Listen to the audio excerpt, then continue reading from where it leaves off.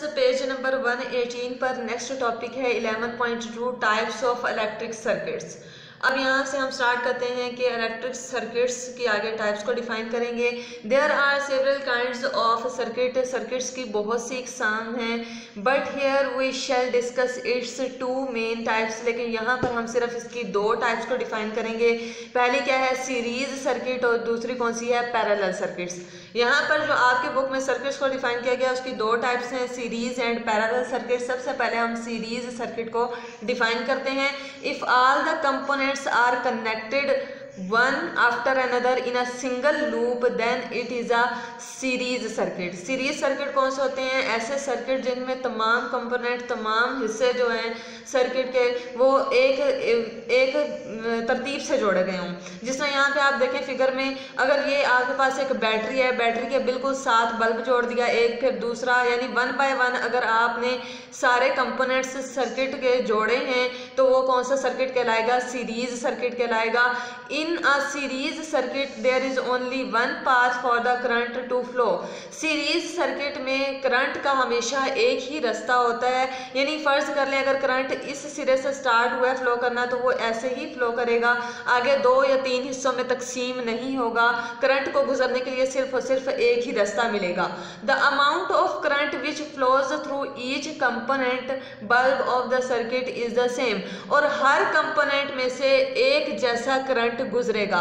मिसाल के तौर पे अगर इस बल्ब में से 1 मिली एम्पियर का करंट गुजर रहा है तो लाजमी है कि अगले बल्ब में से भी 1 मिली एम्पियर का करंट ही गुजरेगा, और थर्ड वाले में से भी 1 मिली एम्पियर का करंट ही गुजरेगा, यानी करंट बराबर तकसीम होता है हर हिस्से में। अब यहाँ पे देखें, अगर आपको पेपर में circuit diagram of series circuit बनाने के लिए कहा जाता है तो आपने ये वाली डायग्राम कंस्ट्रक्ट करनी है। यहाँ पे देखें, इस जो डायग्राम है इसमें आपको 4 बल्ब नजर आ रहे हैं, 1 2 3 4। एक आपको की यानी कि स्विच नजर आ रहा है जिसे आप ऑन ऑफ करके करंट का फ्लो जो है वो पॉसिबल और इम्पॉसिबल बना सकते हैं। और साथ में आपको एक बैटरी भी दिखाई गई है प्लस और माइनस के साइन के जरिए। जो प्लस वाले साइड है उसका सिरा थोड़ा सा लंबा आपने बनाना है और जो माइनस वाला है उसका सिरा छोटा बनाना है। अब यहाँ पे देखें, बैटरी, स्विच, बल्ब सारे एक रास्ते में ही एक ही साथ लगाए गए हैं 1 बाय 1। तो ये सर्किट कौन सा है, सीरीज सर्किट है। नेक्स्ट है disadvantage of series circuits. Series circuit के नुकसान क्या हैं। There is a disadvantage of the series circuit, there is only one path for the current to flow.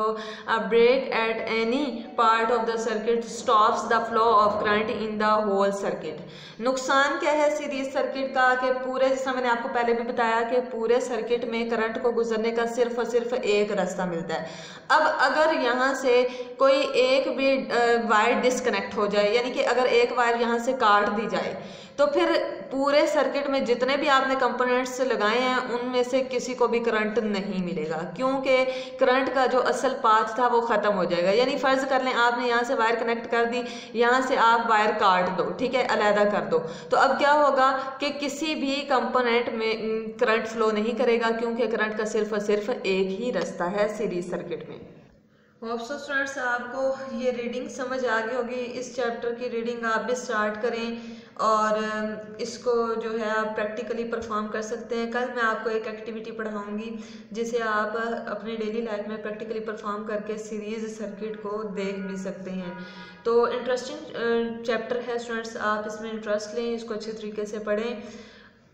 उम्मीद है आप लोगों को रीडिंग अगर अच्छे से करवाई जा रही है तो आप इसको समझेंगे भी। ओके स्टूडेंट्स, अल्लाह हाफिज़।